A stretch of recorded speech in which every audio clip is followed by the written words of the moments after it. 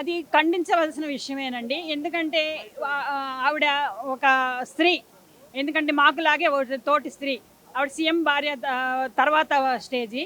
అలా ఒక ఆడవలసిన వ్యక్తిత్వాన్ని దూషించడం అది చాలా పొరపాటు. అది మేము ఖండిస్తున్నాం దాని గురించి.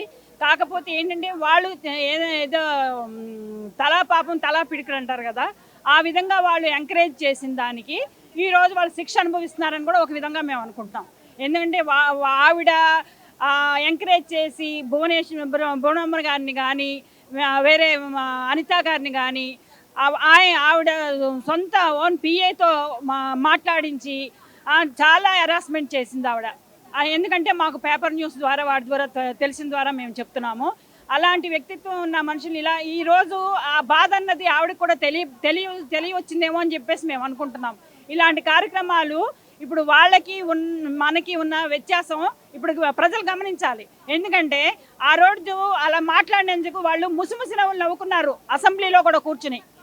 అలాంటి అసెంబ్లీలో కూర్చుని ముసిముసి నవ్వులు నవ్వుకున్నారు. అలాంటి ఈరోజు ఆవిడ భారతీ గారిని వెంటనే ఇమీడియట్లీ యాక్షన్ తీసుకుని బాబు గారి నైజం అది, మా తెలుగుదేశం పార్టీ నిబద్ధత అది. ఏ ఆడబిడ్డ బాధపడినా కూడా అది తను బాధపడినట్టుగా ఈరోజు ఆయన వెంటనే చర్యలు తీసుకుని ఆ బాబుని అరెస్ట్ చేయించారు. కాబట్టి ఇది వైసీపీ వాళ్ళు కూడా గమనించుకోవాలని చెప్పేసి మేము విజ్ఞప్తి చేస్తున్నాం. ఏ ఆడపిల్ల అయినా ఆడపిల్ల, ఏ తల్లి అయినా తల్లే. అలాంటిది ఆడవాళ్ళని, ఇంట్లో ఉన్న ఆడవాళ్ళని బయటికి లాగి ఇలాగ వ్యక్తిత్వ హననాలు చేసి చాలా నీచంగా ఈ 5 సంవత్సరాలు కూడా చాలా బాధపడి చాలా ప్రాబ్లమ్స్ అనుభవించారండి. అందు గురించి ఈరోజు భారతి గారికి కూడా మా పార్టీ తరఫున క్షమాపణ చెప్తున్నాం. అలాంటి మాట అన్నినందుకు మా పార్టీ తరఫున ఒక స్త్రీగా ఏమంటే తీసుకున్నట్టయితే ఈరోజు బూతుల రాజకీయ పార్టీ వైఎస్ జగన్ అని చెప్పేసి ఎందుకనుకో అంటారండి ఈరోజు. ఎందుకండి ఇంత 11 సీట్లు ఎందుకు కూర్చోబెట్టారు?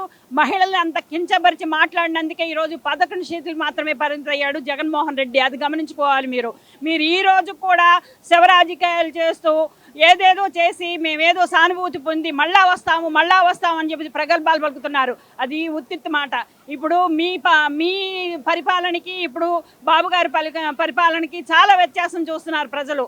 ఇప్పుడు కన్నీటితో ఇప్పుడు ఈరోజు పట్టాలు లేని వాళ్ళకి పట్టాలు ఇచ్చి కన్నీటి ఆనంద బాష్పాలుగా ఆరుస్తూ ఆనందంతో ప్రజలందరూ కూడా ఎంతో ఉత్సాహంగా ఈరోజు మేము ఒక సొంత ఆస్తికి ఆస్తిదారులం అయ్యామని చెప్పేసి వాళ్ళు ఎంతో ఆనందంగా పట్టాలు తీసుకుని వెళ్తున్నారు. వాళ్ళ కళ్ళల్లో ఆనందం చూస్తుంటే ఎంతో తృప్తికరంగా ఉంది.